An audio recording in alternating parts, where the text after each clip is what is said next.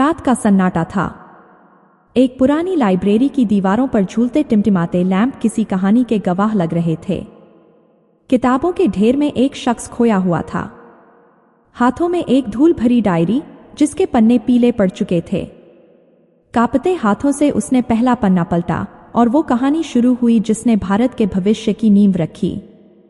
ये कहानी है एक ऐसे इंसान की जिसे आज हम संविधान निर्माता कहते हैं, मगर वो सिर्फ एक किताब नहीं थी। वो एक जीवन था, एक जंग थी, एक तड़प थी। उसका नाम था डॉक्टर भीमराव रामजी अंबेडकर। लेकिन कहानी वहीं से नहीं शुरू होती जहां दुनिया उन्हें जानती है। सन 1901 महाराष्ट्र का एक छोटा सा गांव। एक 10 साल का बच्चा स्कूल के बाहर खड़ा था, तपती धूप, सूखते होंठ और आंखों में एक सवाल, पानी मिलेगा क्या? प्यास से तड़पते उस मासूम को स्कूल में पानी था, मगर कोई ऊंची जाति का व्यक्ति उसे पानी देने को तैयार नहीं था। तब आया एक चपरासी, लोटे को लंबी लकड़ी से खींचा और कहा, छूना मत। उस घृणा से भरी आवाज ने उसके दिल में आग लगा दी। भीमराव के मन में एक सवाल उठता है, क्या सिर्फ मेरा जन्म मेरी पहचान तय करेगा? वहीं से यह लड़ाई शुरू हुई थी। एक ऐसी लड़ाई जो सिर्फ सामाजिक भेदभाव के खिलाफ नहीं थी, बल्कि एक ऐसी व्यवस्था के खिलाफ थी जो जन्म के आधार पर इंसान की कीमत तय करती थी। 1908 मुंबई का एल्फिंस्टन स्कूल। एक दुबला पतला लड़का, अकेला, अनजान, मगर आत्मा से आग का दरिया। पहली बार किसी दलित लड़के को इस स्कूल में दाखिला मिला। क्लासरूम में सबसे पीछे बैठाया जाता, कोई बात नहीं करता, कोई दोस्त नहीं बनाता। लेकिन एक दिन गणित के क्लास में टीचर ने मुश्किल सवाल पूछा। पूरी क्लास चुप। भीमराव ने हाथ उठाया, सब चौंक गए। आओ तुम जवाब दो, शिक्षक बोले। वो ब्लैकबोर्ड तक गया, सवाल हल किया और सही निकला। पूरी क्लास खामोश, मगर ये खामोशी सम्मान की नहीं, एक तूफान की आहट थी। सवाल उठने लगे, क्या ये नीची जाति का लड़का वाकई हमसे ज्यादा होशियार है? यहीं से षड्यंत्रों की शुरुआत हुई। क्या होगा जब उसे अमेरिका जाने का मौका मिलेगा? कौन करेगा उसका विरोध और क्यों? आगे की कहानी अगले भाग में। साल था 1913। बड़ौदा के महाराजा गायकवाड़ की छात्रवृत्ति ने भीमराव अंबेडकर के जीवन में एक नया मोड़ ला दिया। यह छात्रवृत्ति उन्हें अमेरिका के कोलंबिया यूनिवर्सिटी तक ले जाने वाली थी। जब यह खबर फैली, कुछ लोग बेचैन हो उठे। अगर यह लड़का पढ़ लिख गया तो पूरी व्यवस्था हिल जाएगी। यही सोचकर एक गुप्त पत्र भेजा गया जिसमें मांग की गई कि उसकी छात्रवृत्ति रद्द की जाए। लेकिन गायकवाड़ ने साफ कह दिया, यह लड़का मेरे राज्य का भविष्य है, मैं इसे रोकने नहीं दूंगा। भीमराव अंबेडकर अब सिर्फ एक छात्र नहीं थे, वह बन चुके थे एक सपना, ऐसा सपना जो लाखों दबे कुचले लोगों की उम्मीद था। 1914 न्यूयॉर्क। कोलंबिया यूनिवर्सिटी का भव्य कैंपस, खुली सोच, समानता का माहौल। भीमराव के लिए ये किसी और दुनिया जैसा था। जहां भारत में उन्हें पानी तक छूने नहीं दिया जाता था, वहीं अमेरिका में हर कोई उन्हें बराबरी से देखता था। पर एक दिन लाइब्रेरी में किताबों में डूबे भीमराव के पास एक विदेशी प्रोफेसर आया। उसकी आवाज में गंभीरता थी। भीम, तुम सिर्फ भारत ही नहीं, दुनिया के लिए जरूरी हो। लेकिन जान लो, तुम्हारे खिलाफ खेल अभी भी जारी है। भीमराव चौंके, क्या मतलब? प्रोफेसर ने कहा, कुछ ताकतवर लोग नहीं चाहते कि तुम ज्यादा पढ़ो। तुम्हारे खिलाफ यहां तक कोशिशें हो रही हैं कि तुम्हें वापस बुला लिया जाए। उनके हाथ से किताब लगभग गिर ही गई थी। क्या मेरी शिक्षा रोकने के लिए? नहीं, तुम्हारे भविष्य को कुचलने के लिए। अगर तुम बच गए तो इतिहास में अमर हो जाओगे। यही पहली बार उन्हें एहसास हुआ, ये लड़ाई सिर्फ जातिवाद के खिलाफ नहीं, बल्कि एक पूरी सत्ता और व्यवस्था के खिलाफ थी। छात्रवृत्ति 5 साल के लिए थी, लेकिन तीसरे साल ही उन्हें भारत लौटने का आदेश मिला। गुप्त दबाव, राजनीतिक हस्तक्षेप। लेकिन भीमराव ने हार नहीं मानी। अब मैं सिर्फ छात्र नहीं, क्रांतिकारी बन चुका हूं। 4 साल के संघर्ष और ज्ञान से भरकर जब भीमराव भारत लौटे, वो अब वही बच्चा नहीं थे जिसे स्कूल में सबसे पीछे बैठाया जाता था। अब वो एक ऐसे योद्धा थे जिसने जुल्म को देखा था, समझा था और अब उसे बदलने निकला था। मगर उनका स्वागत करने के लिए जो लोग आए, उन चेहरों में कुछ चेहरे ऐसे भी थे जिनकी मुस्कान के पीछे छुपा था डर, षड्यंत्र और सत्ता का अहंकार। आप पढ़ लिख गए, बहुत अच्छा है, मगर अगर आप समाज को जगाने की कोशिश करेंगे तो आपके खिलाफ बड़े लोग खड़े हो जाएंगे। भीमराव ने मुस्कुराकर जवाब दिया, अगर डरता तो अमेरिका से लौटता ही नहीं। मगर कहानी यहीं खत्म नहीं होती। आगे क्या हुआ जब उन्हें बड़ौदा राज्य में नौकरी मिली और कैसे उन्हें वहां भी अपमान और साजिश का सामना करना पड़ा।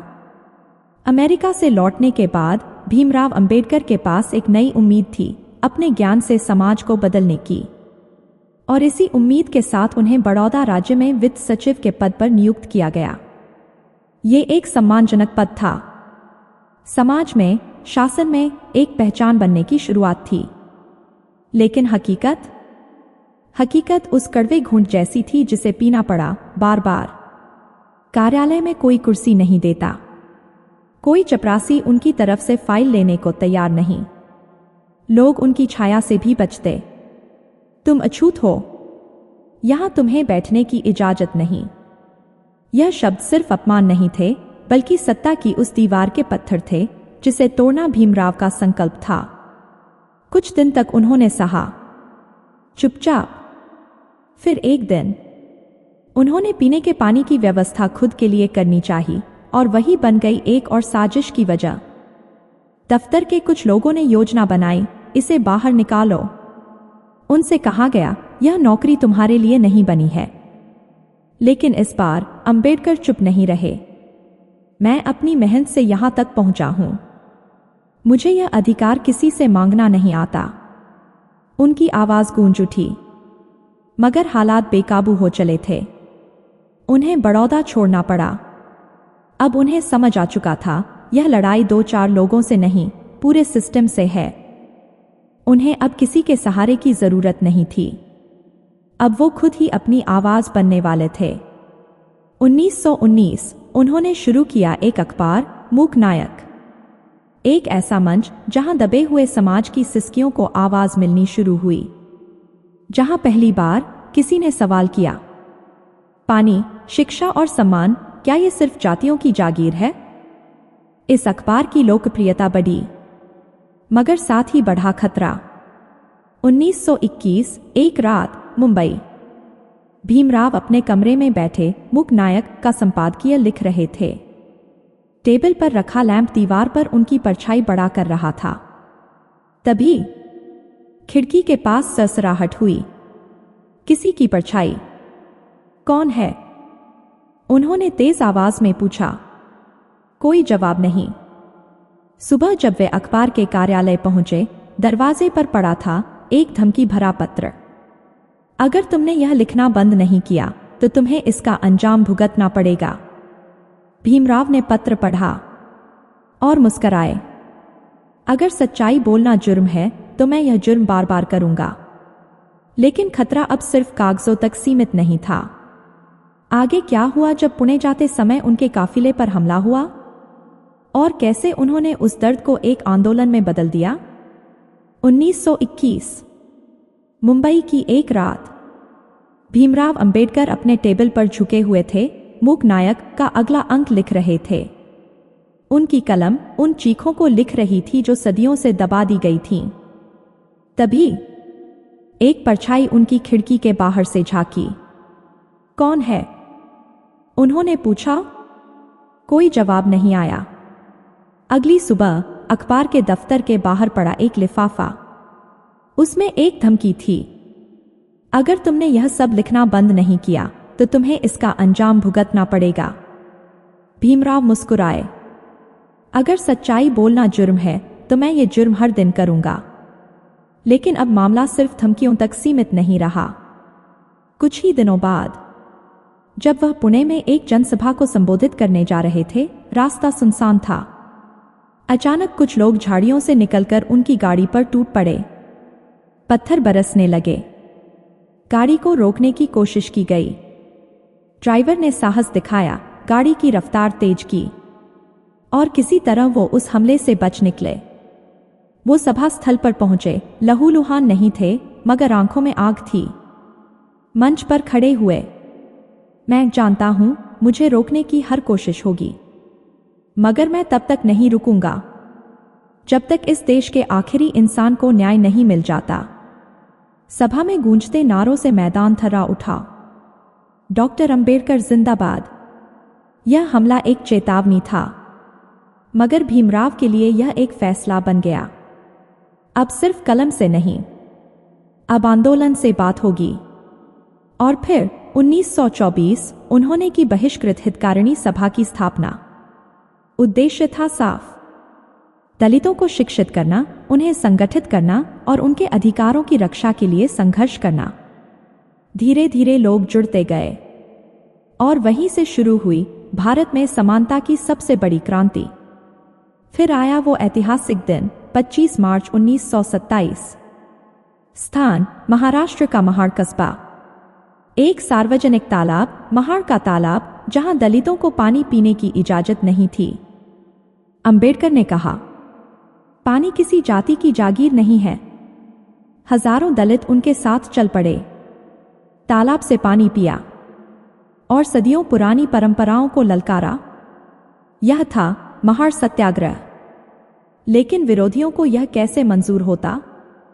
सत्याग्रह के बाद हमला हुआ, लाठियां चलीं, घर जलाए गए, लोग मारे गए। लेकिन इससे भी ज्यादा दर्द तब हुआ जब उनके कुछ अपने सत्ता, पैसा और लालच के सामने झुक गए। भीमराव, ये लड़ाई तुम नहीं जीत सकते। अगर रुके नहीं तो मिटा दिए जाओगे। पर भीमराव ने फिर कहा, मैं किसी भी कीमत पर अन्याय के आगे नहीं झुकूंगा। अब सामने था संविधान की लड़ाई, सत्ता का असली षड्यंत्र और सबसे बड़ा धोखा। 1946 ब्रिटिश राज अब ढलान पर था। आजादी की प्रक्रिया तेज हो रही थी और इसी के साथ बना संविधान सभा का गठन। एक नई आजाद भारत की नींव रखी जाने वाली थी। लेकिन जब संविधान सभा के सदस्यों के नाम तय किए जा रहे थे, डॉक्टर अंबेडकर का नाम उस सूची में नहीं था। हैरानी होती है ना? जिस व्यक्ति ने सबसे ज्यादा संविधान की जरूरत को समझा, जिसने आजादी का असली अर्थ बताया, उसे ही उस प्रक्रिया से बाहर रखा जा रहा था। एक और साजिश। कुछ बड़े नेता नहीं चाहते थे कि एक दलित व्यक्ति को इतना बड़ा अधिकार मिले। लेकिन तब बंगाल से आए जोगेंद्रनाथ मंडल, उन्होंने अंबेडकर का समर्थन किया। उनके प्रयासों से अंबेडकर को बंगाल से संविधान सभा में भेजा गया। अब वे वहां तो थे, मगर साजिशें खत्म नहीं हुई। जब संविधान लिखने की प्रक्रिया शुरू हुई, अंबेडकर को ड्राफ्टिंग कमेटी का चेयरमैन बनाया गया। ये खबर सुनते ही एक तूफान उठ गया।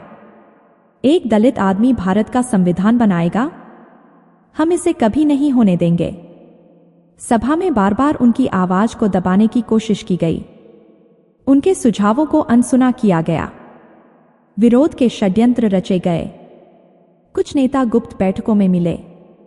अगर यह संविधान लागू हो गया तो सदियों से चला आ रहा हमारा वर्चस्व टूट जाएगा। सभा से वॉकआउट की धमकियां दी गईं।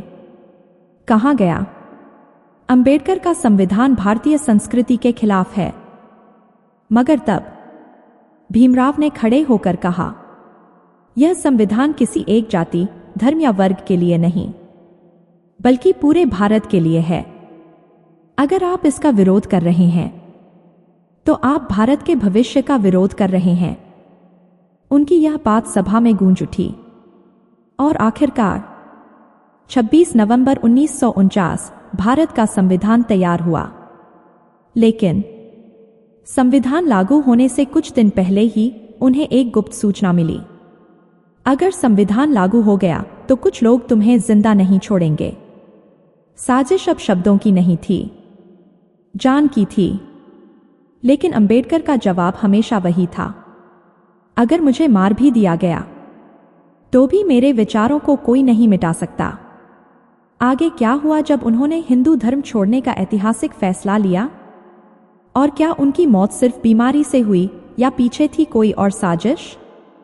1950 संविधान लागू हो चुका था, भारत ने नया जन्म लिया था और डॉक्टर अंबेडकर, उन्होंने अपना कर्तव्य निभाया था, लेकिन उनकी आंखों में अब भी एक बेचैनी थी, एक सवाल जो उन्हें हर रोज भीतर से कुरेदता था, क्या वाकई इस देश के सबसे दबे हुए लोग आजाद हुए हैं? उन्हें मालूम था आजादी सिर्फ कागजों की बात नहीं, वो तो तब होगी जब हर इंसान को आत्मसम्मान मिले।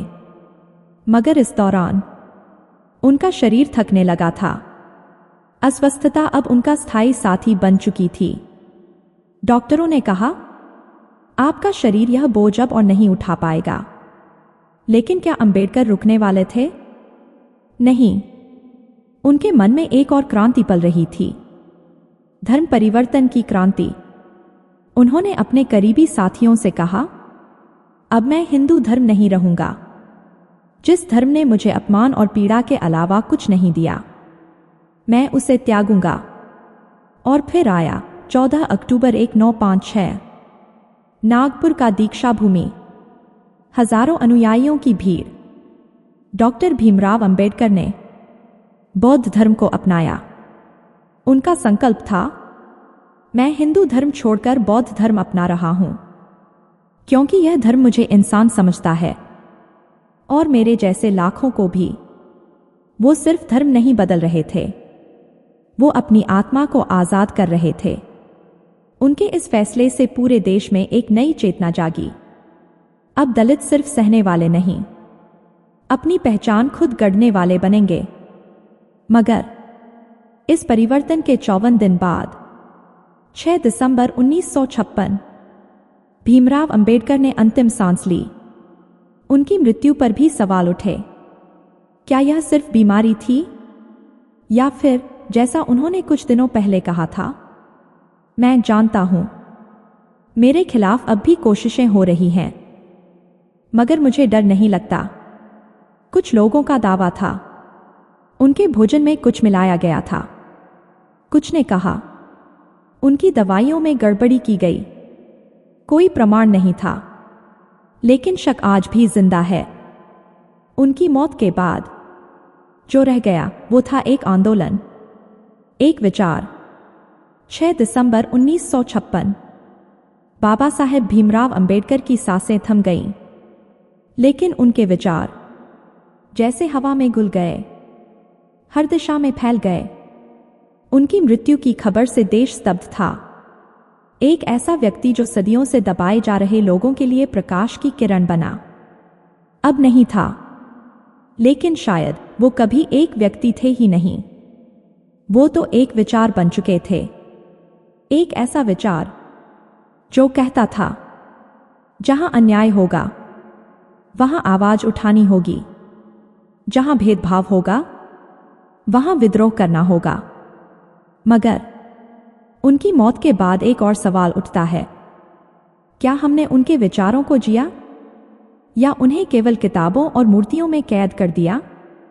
आज जब हम जय भीम कहते हैं, क्या हमें याद है कि भीमराव अंबेडकर ने क्या कीमत चुकाई थी उस नाम को गूंज बनाने में, जिसने पानी मांगने पर अपमान झेला, स्कूल में सबसे पीछे बैठाया गया, नौकरी से निकाला गया, अपनों ने धोखा दिया, देश के नेताओं ने साजिशें रची, फिर भी वो रुके नहीं। क्यों? क्योंकि वो जानते थे अगर वो रुक गए तो करोड़ों लोगों की उम्मीदें दम तोड़ देंगी। उन्होंने संविधान लिखा, मगर उसकी आत्मा में लिखी थी समानता, न्याय और गरिमा। उन्होंने आरक्षण की बात की, मगर उसकी जड़ में था सदियों का हिसाब। उन्होंने धर्म बदला, मगर मकसद था इंसान को इंसान बनाना।